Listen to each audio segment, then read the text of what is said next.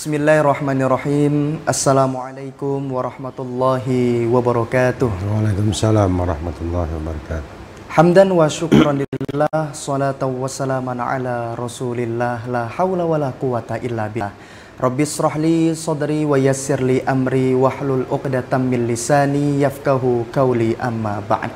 Pemirsa TVRI Jambi dimanapun Anda berada, senang sekali rasanya saya Yogi Aprilianto dapat kembali hadir menjumpai Anda tentunya dalam program kesayangan kita, Hikmah Ramadan.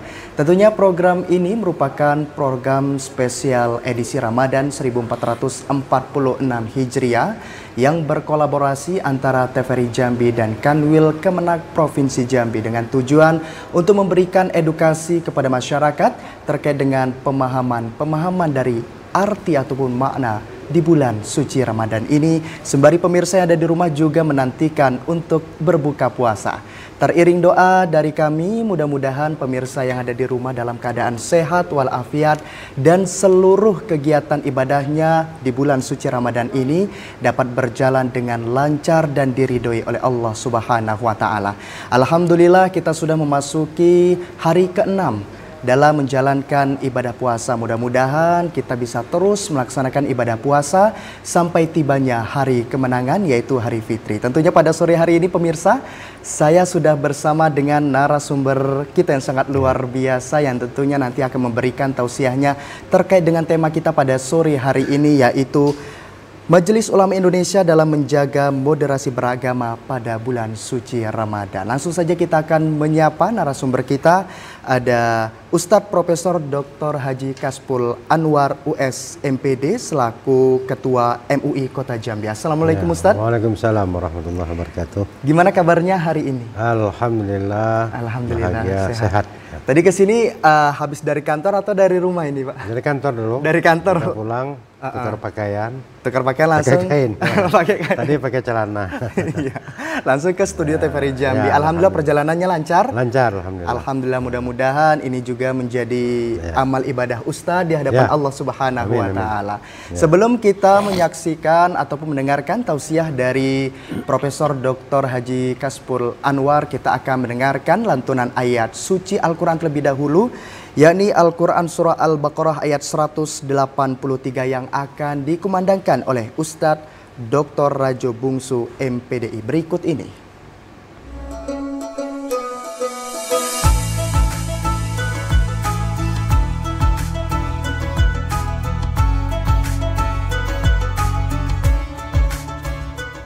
Assalamualaikum warahmatullahi wabarakatuh. أعوذ بالله من الشيطان الرجيم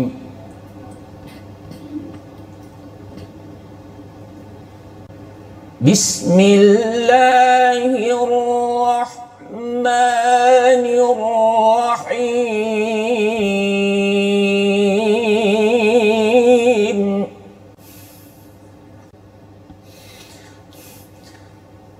يا أيها الذين آمنوا كتب عليكم الصيام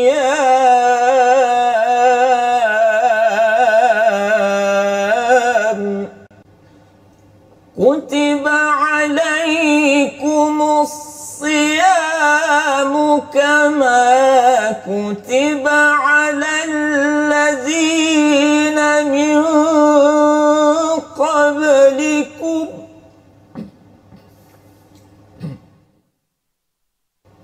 كما كتب على الذين من قبلكم لعلكم تتقون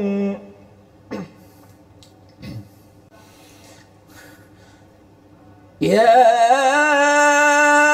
أيها الذين آمنوا كتب عليكم الصيام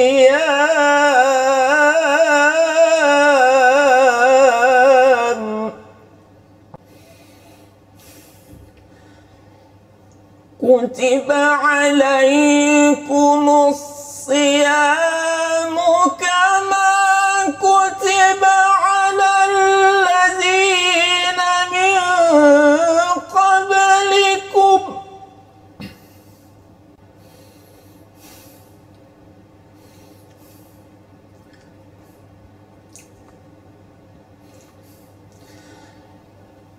كما كتب على الذين من قبلكم لعلكم تتقون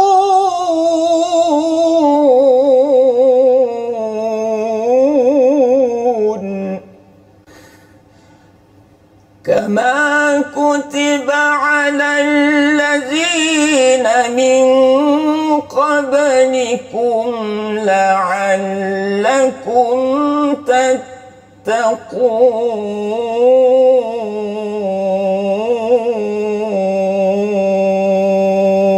تتقون صدق الله العظيم.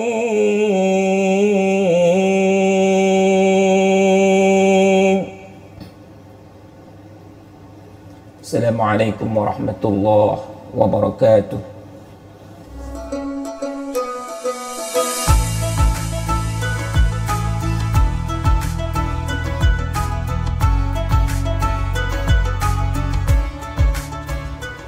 Sadaqallahul azim wa sadaqa rasulun nabiyul karim wa nahnu ala dzalika minasyakirin wassahidin walhamdulillahi rabbil alamin.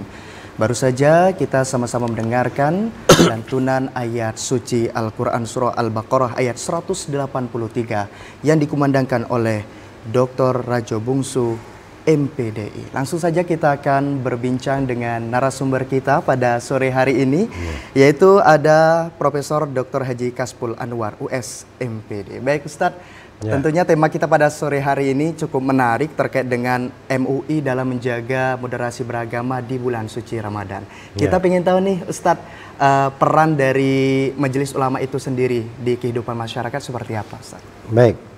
Assalamualaikum warahmatullahi wabarakatuh. Waalaikumsalam warahmatullahi wabarakatuh. Alhamdulillahi rabbil alamin. Wassalatu wassalamu ala asyrafil anbiya'i wal mursalin wa ala alihi wa sahbihi rasulillah ajma'in, amma ba'du. Para pemirsa TPRI Jambi yang dimuliakan Allah Subhanahu wa taala. Pertama, barangkali tidak pada hari ini saya mengucapkan selamat menunaikan ibadah Ramadan ya. Ini alhamdulillah kita telah memasuki hari ke-6. Hari ke-6. Ya, hari ke-6 dari ibadah Ramadan kita. Dan mudah-mudahan insyaallah Allah memberikan kekuatan, kesehatan, dan yang terpenting adalah keistiqomahan kita dalam rangka menjalankan amalia Ramadan sampai akhir Ramadan nanti. Amin ya rabbal alamin. Amin. Baik, terima kasih Yoga ya. Bahwa tema kita pada hari ini adalah bagaimana MUI dalam mengawal moderasi keagamaan, beragama ya. Kalau kita pahami Majelis Ulama Indonesia yang notabene adalah merupakan lembaga keagamaan yang mewadahi para ulama, cendekiawan dan para zu'ama ya. Ini yang ada di Indonesia ini, jadi berkumpul para ulama dan para zu'ama dan cendekiawan ya. Ini kumpul-kumpulan orang yang barangkali mempunyai kemampuan pengetahuan ilmu dan kemampuan cendekiawan berkumpul dalam wadah yang namanya Majelis Ulama Indonesia. Ini dalam rangka apa? Dalam rangka sebagai mitra pemerintah atau membantu pemerintah yang bertugas adalah dalam rangka memberikan bimbingan dan nasihat kepada para umat ya, dan memberikan fatwa kepada orang-orang yang meminta fatwa. Sering kita lihat bahwa dalam kehidupan umat beragama kita, khususnya di Provinsi Jambi, ada hal-hal yang barangkali yang terjadi krusial ya, atau pemahaman keagamaan yang barangkali tidak bisa dijangkau oleh hal-hal dalam agama. Maka fungsi MUI inilah yang akan memberikan fatwa. Sebab dalam salah satu komisi yang ada di MUI itu adalah komisi fatwa. Jadi ini mengkaji ya, dari berbagai kitab, dari berbagai ayat ya, dan juga hadis-hadis Rasulullah SAW untuk dalam rangka memberikan jawaban-jawaban apa yang menjadi keresahan yang terjadi dalam masyarakat khususnya umat Islam ya. Seperti contoh misalnya produk halal ya. Ini kadang-kadang menjadi kisruh. Kadang-kadang halal ini orang melihat halal ketika ada label MUI. Label MUI ya. Setiap kita beli barang kalau ada label MUI orang sudah yakin bahwa produk yang dibuat atau yang dihasilkan oleh sebuah perusahaan atau UMKM apapun bentuknya, kalau ada label halal dari MUI itu orang sudah yakin. Ini salah satu contoh bahwa peran MUI ya dalam rangka memberikan fatwa dan sebagai wadah bagi masyarakat untuk hal-hal yang berhubungan dengan keagamaan, ini sudah merupakan peran MUI yang luar biasa. Nah, dan juga kalau kita lihat bahwa MUI itu sendiri al-ulama warathatul anbiya. Ulama itu adalah sebagai pewaris para nabi. Maka ketika ajaran agama yang dibawa oleh baginda Rasulullah SAW ya, tentunya berawal dari Allah Subhanahu wa taala ya. Berawal dari Allah kepada baginda Rasul, setelah baginda Rasul wafat kepada para sahabat, kepada tabi'in, kepada tabi'in sampai kepada kita saat ini. Maka untuk mengawal warasatul anbiya ini adalah salah satu tugas dan peran Majelis Ulama Indonesia ya. Nah, banyak lain hal-hal yang memang dilakukan oleh Majelis Ulama Indonesia itu sendiri. Tapi yang paling penting dia adalah sebagai mitra pemerintah dalam menjawab persoalan-persoalan keagamaan yang timbul dalam masyarakat. Dan juga Majelis Ulama Indonesia adalah sebagai suatu wadah untuk mempererat hubungan antar umat beragama.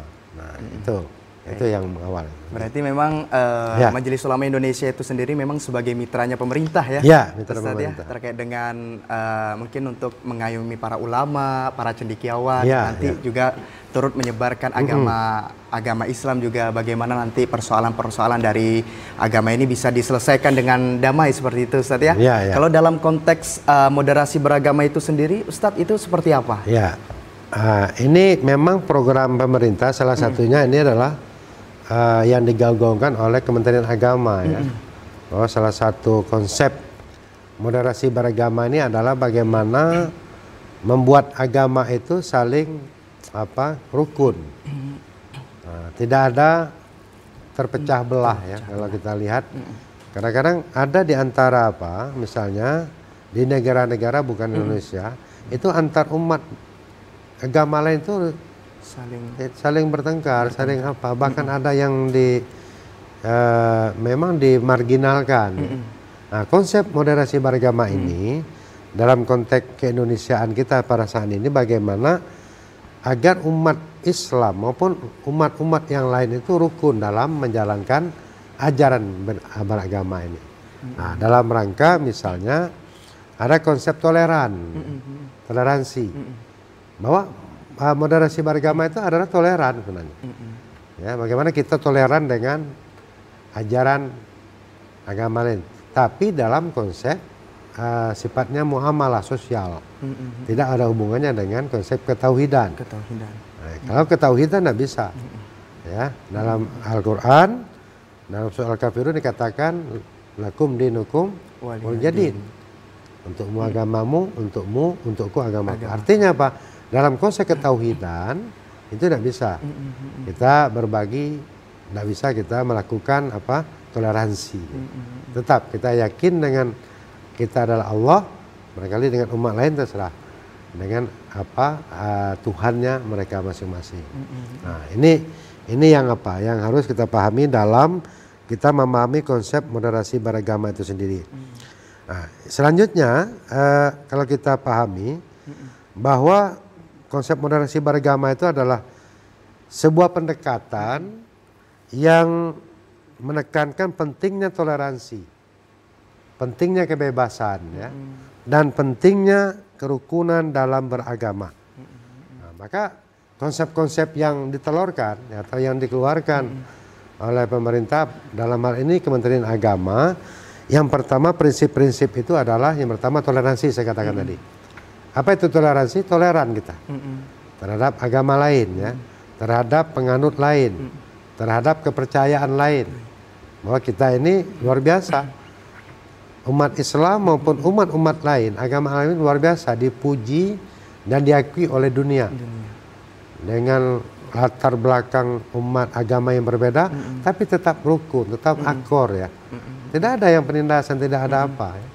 Ini yang kita syukuri selaku masyarakat atau warga bangsa Indonesia, umat Islam walaupun mayoritas, tapi dia tidak semena-mena dengan agama yang lain. Nah, ini patut kita syukuri. Artinya toleran. Yang kedua dalam apa? Kebebasan. Apa makna kebebasan? Dalam kita memahami prinsip dasar manusia beragama itu bebas melaksanakan ajaran agama masing-masing. Ya, tapi jangan mencampur adukan dengan agama lain. Nah, ini bebas, silakan.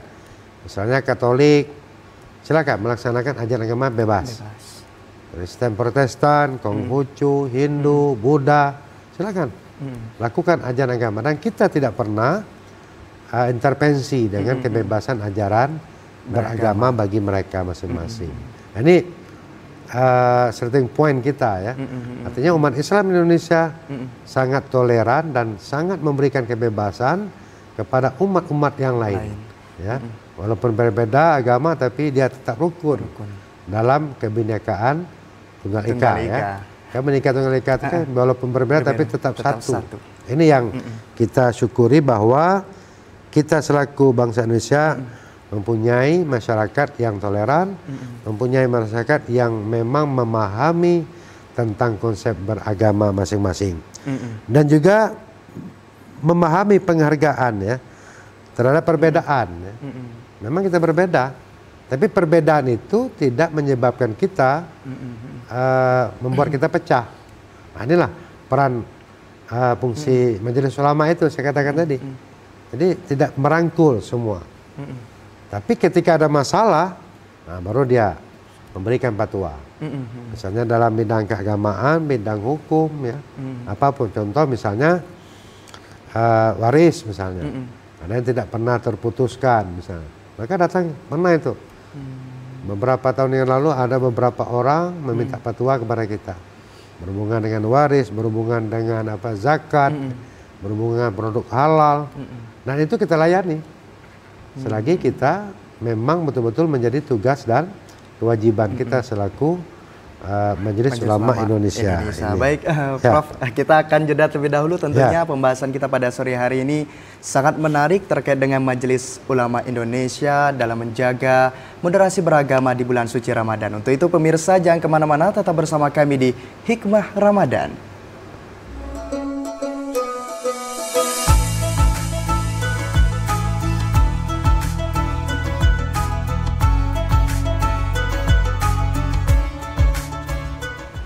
Alhamdulillahirrabbilalamin. Terima kasih pemirsa TVRI Jambi dimanapun Anda berada yang masih setia menyaksikan Hikmah Ramadan pada sore hari ini.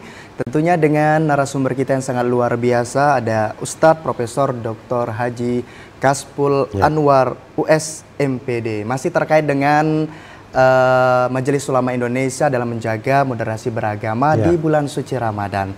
Kalau dalam konteks bulan suci Ramadan ini Ustadz, apakah ada strategi yang dilakukan oleh MUI gitu agar kita semua nih umat beragama itu bisa saling toleran, Ustaz? Ya, kalau kita sudah masuk dalam bulan Ramadan, ini kan bulan yang mulia kan, bulan yang penuh dengan rahmat, maghfirah dan doa dikabulkan oleh Allah SWT. Artinya apa? Umat Islam pada bulan Ramadan ini berlomba-lomba ya, melaksanakan ibadah yang luar biasa baik pada siang maupun malam harinya.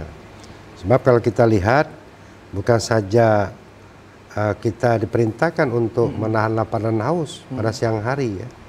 Tapi sesungguhnya konsep puasa itu sendiri adalah bagaimana kita menjaga semua anggota tubuh kita. Yang paling penting menjaga hati kita ya, dari menahan segala sesuatu yang bisa merusak pahala puasa kita. Nah, ini harus kita pahami. Maka dalam konsep puasa yang sesungguhnya itu, som yang sesungguhnya itu adalah di samping kita menahan lapar dan haus, kita harus bisa menjaga amarah. Sabar ya. Kita harus bisa menahan nafsu kita.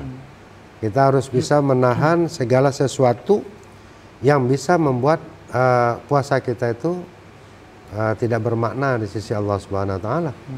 Misalnya contoh mata kita, misalnya kita jaga dari melihat pandangan yang barangkali mengandung syahwat ya.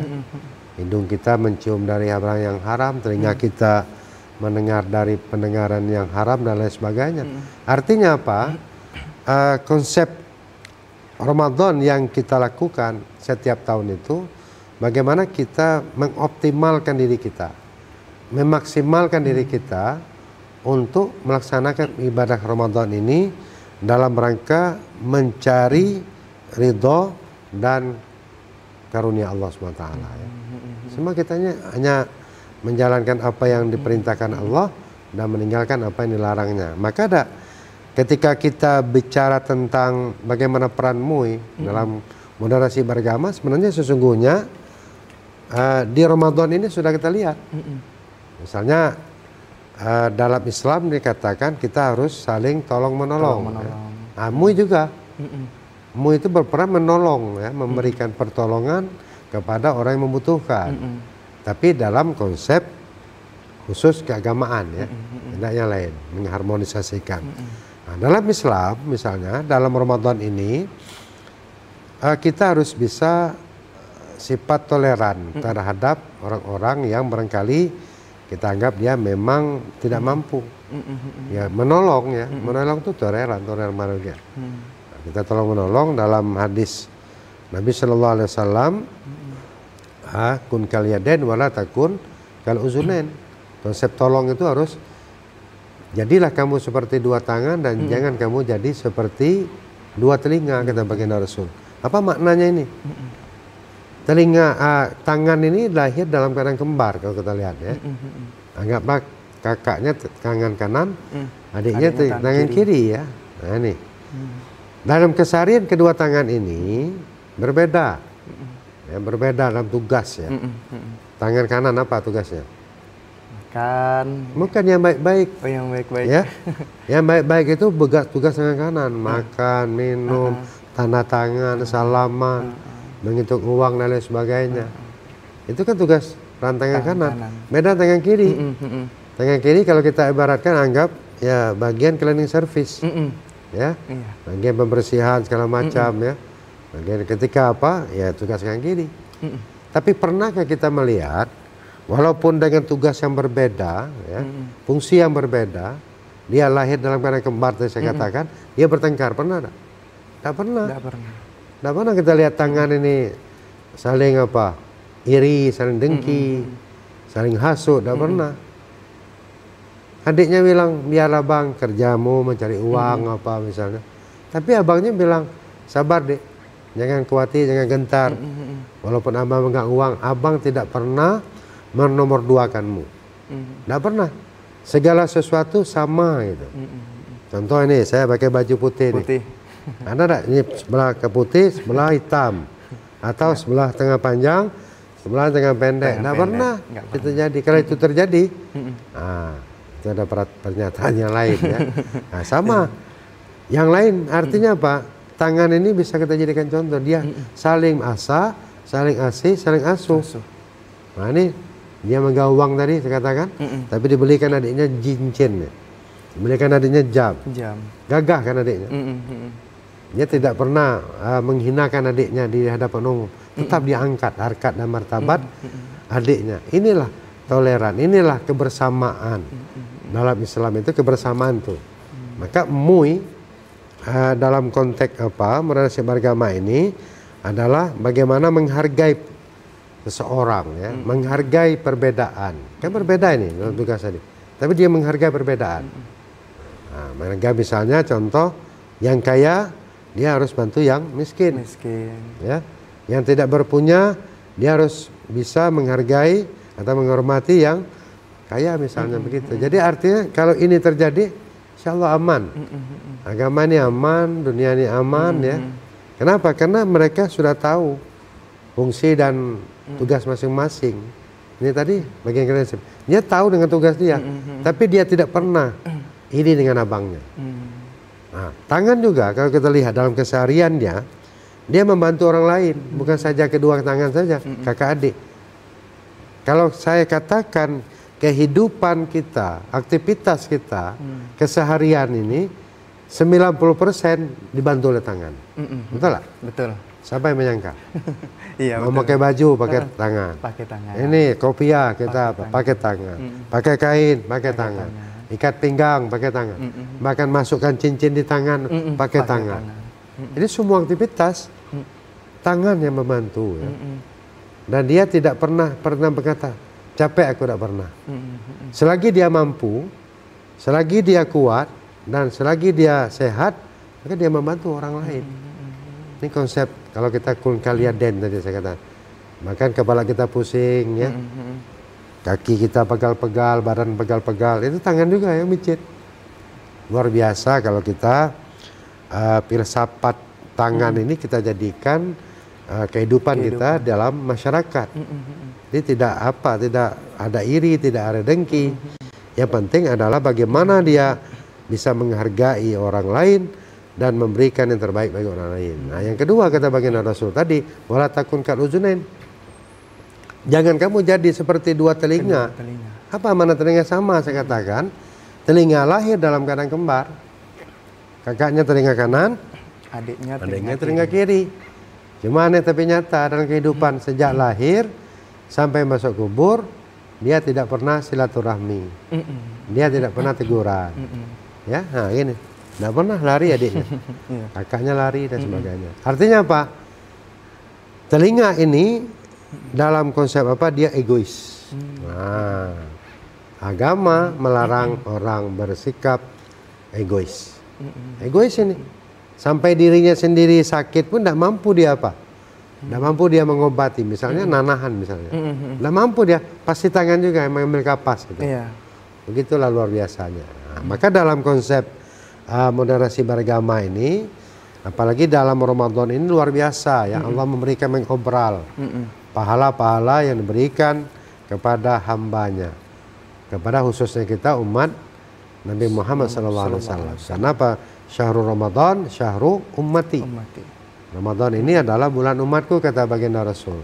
Nah, tinggal kita bagaimana kita memanfaatkan Ramadan ini bisa maksimal ya, bisa menggapai yang dikatakan dalam Al-Baqarah dibacakan oleh Pak Raja Bungsu tadi, la'allakum tattaqun. Jadi akhir kita melaksanakan ibadah puasa ini kuncinya adalah bagaimana kita menggapai ketakwaan yang sesungguhnya. Itu akhirnya sesungguhnya. Sanggupkah kita menggapai ketakwaan itu? Apa ketakwaan yang sesungguhnya?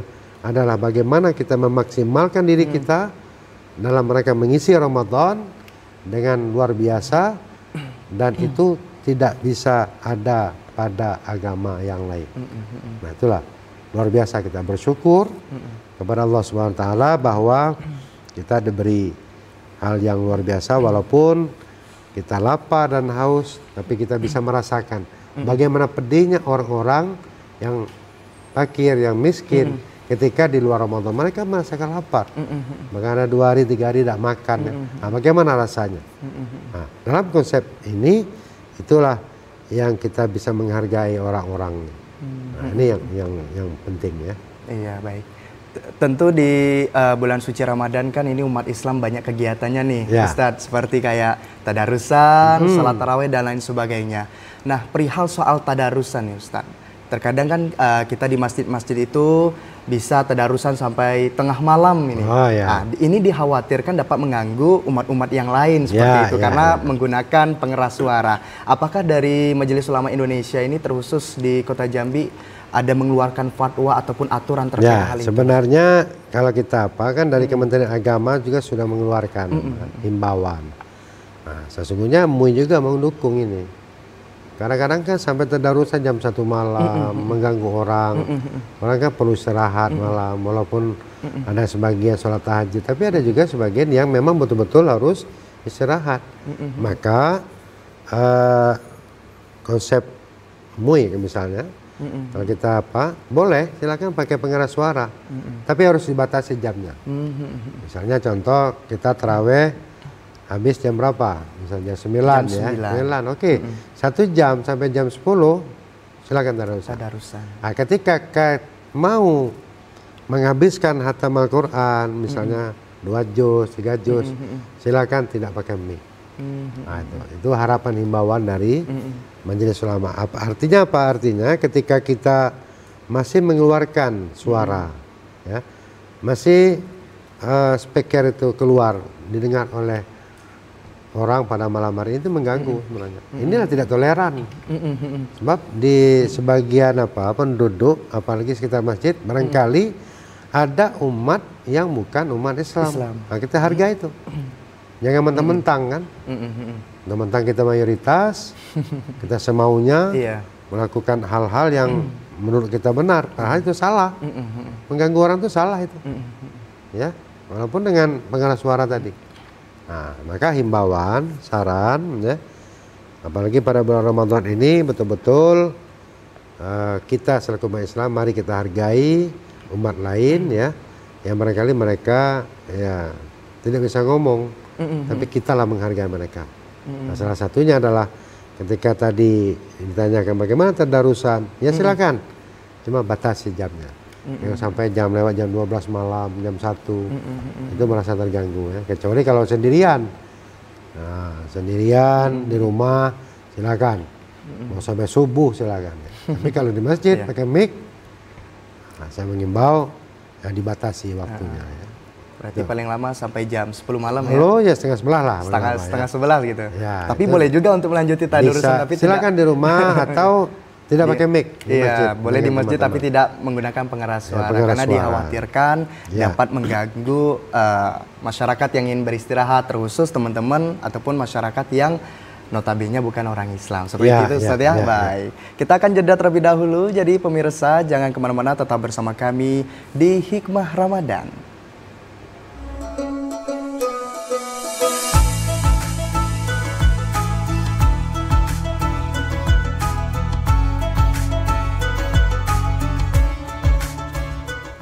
Alhamdulillahirrabbilalamin. Terima kasih pemirsa setia TVRI Jambi yang masih setia menyaksikan Hikmah Ramadan pada sore hari ini. Tentunya dengan Ustadz kita yang paling ganteng pokoknya sore hari ini ada Profesor Dr. Haji Kasful Anwar US MPD. Tentunya tadi beliau sudah menjelaskan terkait dengan moderasi beragama itu seperti apa dan peran-peran Majelis Ulama Indonesia itu seperti apa di tengah-tengah masyarakat. Selanjutnya saya ingin bertanya terkait dengan tantangan terbesar nih Ustadz yang mungkin sering dihadapi oleh Majelis Ulama Indonesia dalam menjaga moderasi beragama di tengah-tengah masyarakat. Ya. Baik, terima kasih ya. Kalau tantangan itu pasti ada ya. Setiap organisasi apapun bentuknya pasti menghadapi tantangan-tantangan. Ya. Apalagi MUI ini kan mengawal ajaran Islam, ya. Mengemban dan mengawal ajaran agama dalam kehidupan berbangsa dan bernegara. Nah, kadang-kadang tantangan itu kalau kita lihat terbagi kepada dua, ya. Ada tantangan internal dan ada tantangan eksternal, ya. Kalau tantangan internal yang sering kita alami dalam wadah Majelis Ulama Indonesia itu adalah perbedaan pemikiran. Ya. Nah, ini misalnya ada satu kasus yang harus kita putuskan karena kumpulan dari para ulama, kumpulan para cendekiawan, ya, dan kumpulan para orang pintar misalnya di apa, maka ini kadang-kadang terjadi perbedaan. Misalnya memutuskan sesuatu itu, yang ini menggunakan kitab ini, yang ini menggunakan kitab ini. Akhirnya tidak ketemu itu kadang-kadang ada, ya. Nah, maka ini yang harus kita luruskan, ya. Karena memang itu pasti terjadi. Kenapa? Mereka masing-masing mempunyai hujjah kalau bahasa kita itu mempunyai pendapat tapi berdasar dengan pendapat para ulama terdahulu atau kita para orang apa ya. Nah ini itu perbedaan yang kita lihat dalam tantangan internal ya. Yang kedua mungkin keterbatasan sumber daya dan juga keterbatasan. Kadang-kadang apalagi MUI-MUI yang ada di tingkat kecamatan segala macamnya, kita mengalami keterbatasan sumber daya. Kadang-kadang kita ingin begini tapi sumber daya kita banyak. Masyarakat itu tahunya MUI itu sama dengan kiai lah ya. Iya. Tahu kalau itu. Tahu semuanya. Harus tahu gitu. Nah, ini susahnya nih. Yang tidak tahu pun harus tahu. Tapi dalam bidang agama khususnya agama Islam. Memang itu tugas kita mengemban dan mengawal ajaran agama itu sendiri. Nah, lalu yang ketiga kalau kita lihat tantangan internal itu adalah tantangan secara birokrasi. Ya, ini juga kadang-kadang sudah kita putuskan, sudah kita apakan, tapi ada hal-hal yang barangkali pada kalangan lain ya membuat ini terhambat ini. Nah, ini juga birokrasi banyak terhalang dengan birokrasi yang luar biasa rumit kadang-kadang ya. Nah, dalam mengambil keputusan. Misalnya kita harus minta pendapat ini dan segala macam.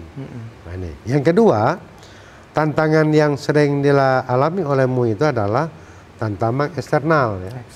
Nah, seperti paham radikalisme ya. Ini yang merusak kadang-kadang radikal ini kan radikal lah. Ya. Radikal itu orang yang mengaku dirinya dialah yang paling baik. Dialah yang paling sempurna. Agama dialah yang paling baik. Nah, ini bahaya ini. Radikal dan tidak menerima dengan paham orang lain. Ini sering ditemukan oleh MUI. Ya, banyak konsep-konsep dia menyalahkan agama lain, dia menyalahkan ajaran lain. Padahal kadang-kadang dalam Islam sendiri, ini antar kita umat Islam saja ya, menyalahkan. Itu sudah ada dalam dilakukan oleh Rasulullah. Ini tidak pernah dilakukan oleh Rasulullah. Apa iya gitu kan?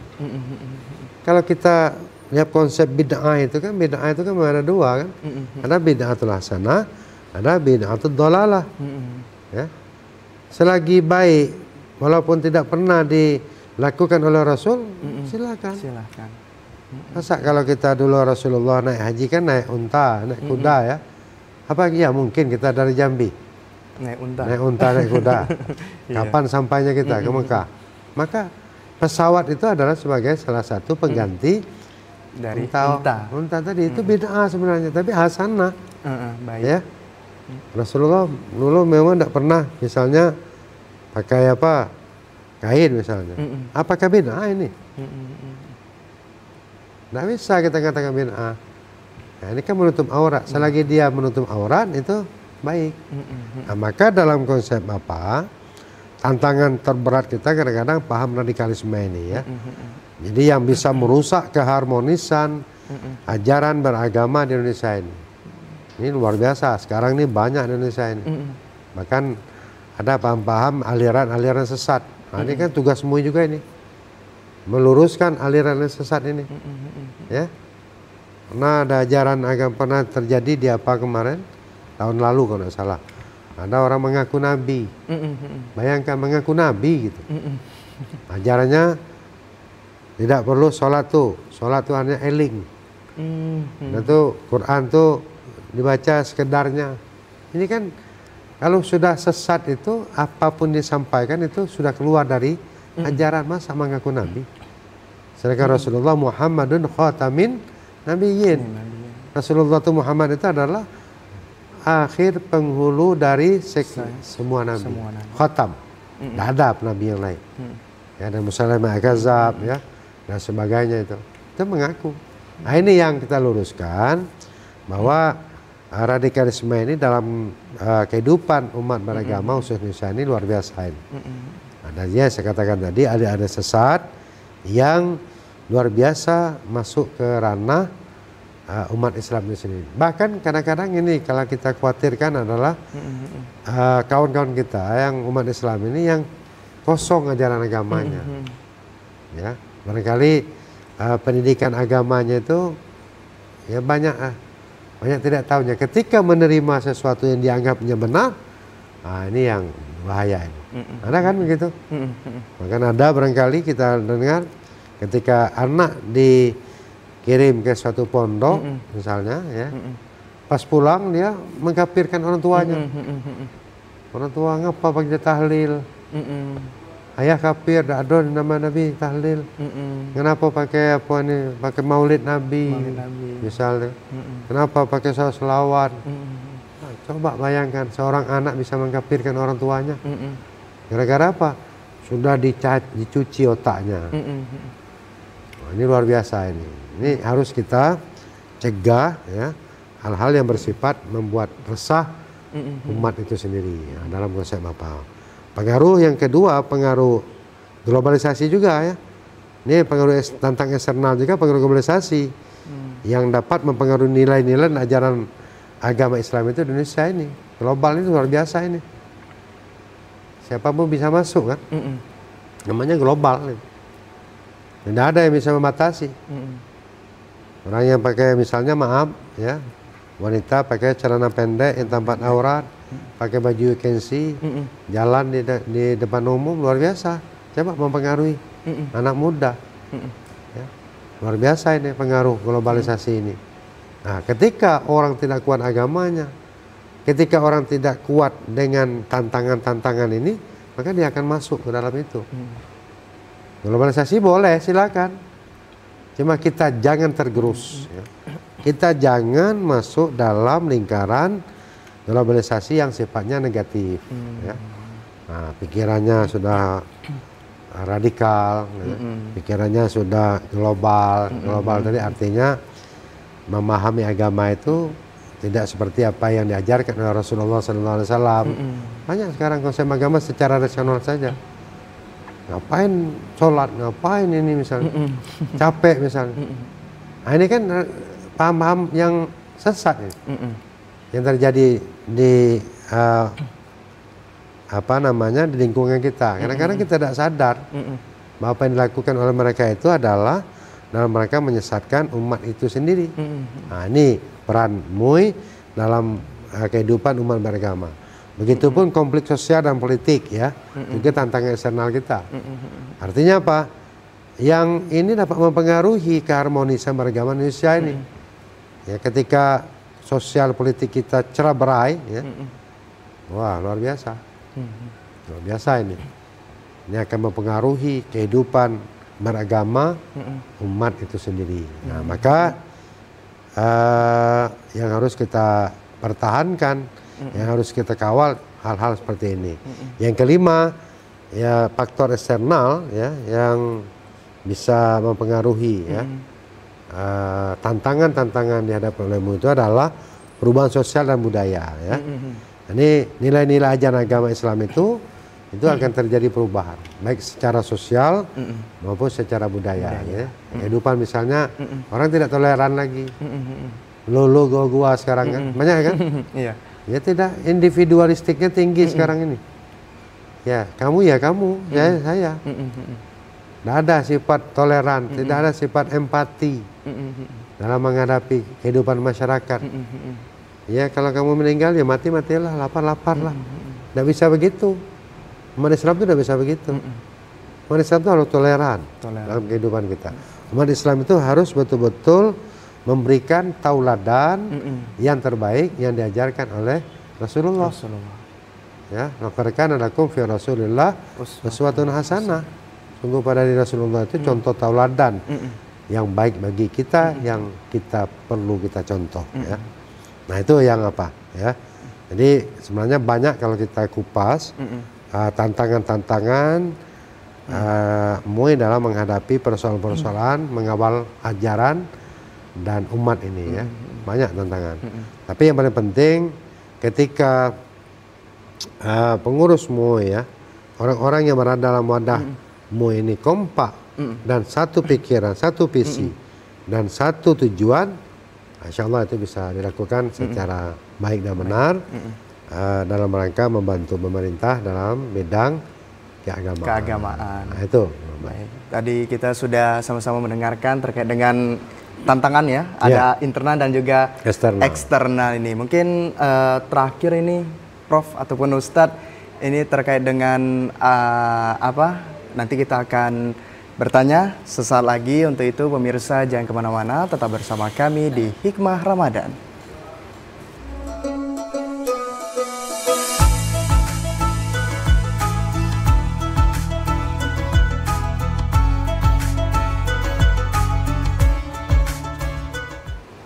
Baik, terima kasih pemirsa TVRI Jambi masih setia menyaksikan program Hikmah Ramadan pada sore hari ini.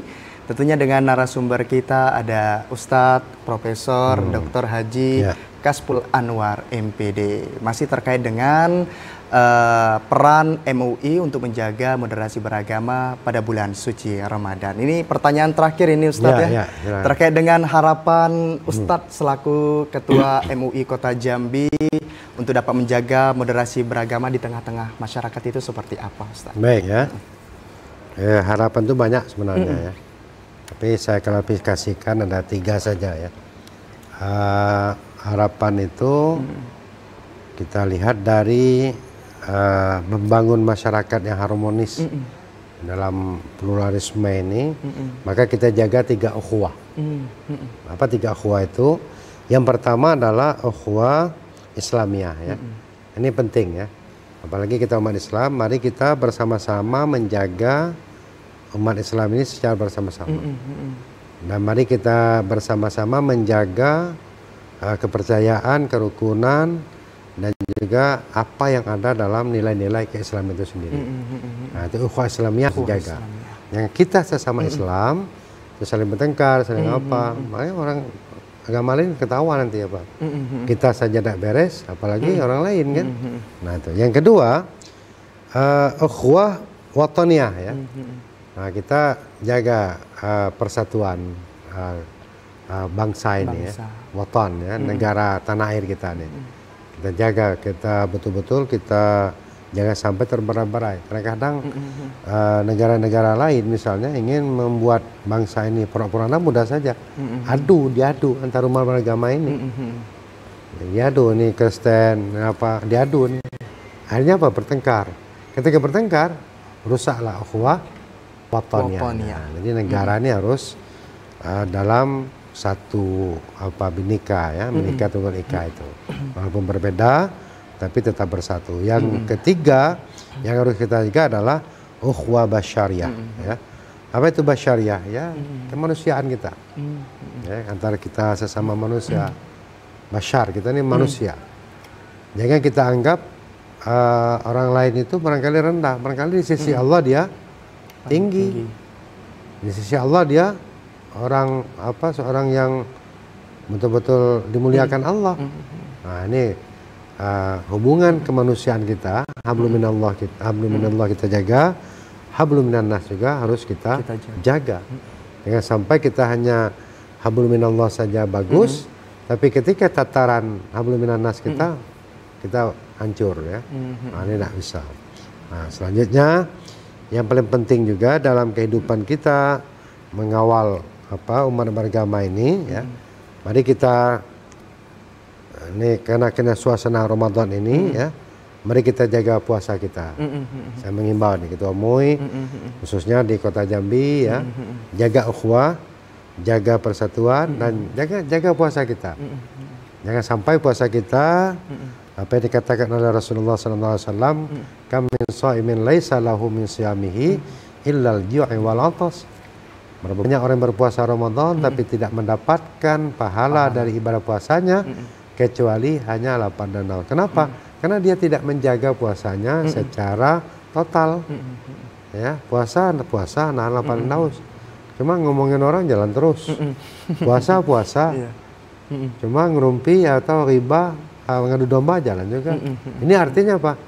Nah, dia tidak memahami makna sesungguhnya puasa yang luar biasa itu seperti apa. Yang saya katakan tadi, seharusnya sesungguhnya puasa itu adalah bagaimana kita mempuasakan diri kita ya, baik lahir maupun batin. Nah, jangan kita hanya menahan lapar dan haus, tapi hati kita masih tidak puasa. Kita ngomongin orang. mata kita tidak bisa dijaga dengan baik dan benar. Nah ini himbauan saya selaku ketua MUI, mari jaga keharmonisan dalam Ramadan ini, dan mari kita saling membantu dengan yang lain, tolong menolong, yaitu perbanyak sedekah ya. Maka kesempatan sedekah Ramadan ini Allah lipat gandakan pahalanya dari bulan-bulan yang lain, dan bahkan Rasulullah pernah bersabda ya, barang siapa yang haji ya berumrah pada bulan Ramadan di kota suci Mekah, maka pahalanya sama dengan ibadah haji. Luar biasa. Bahkan ibadah-ibadah sunnah pun yang kita lakukan pada bulan Ramadan ini nilainya sama dengan nilai pahala wajib gitu. Allah berikan luar biasa. Nah, pada bulan-bulan yang lain itu Allah hanya memberikan hanya 10.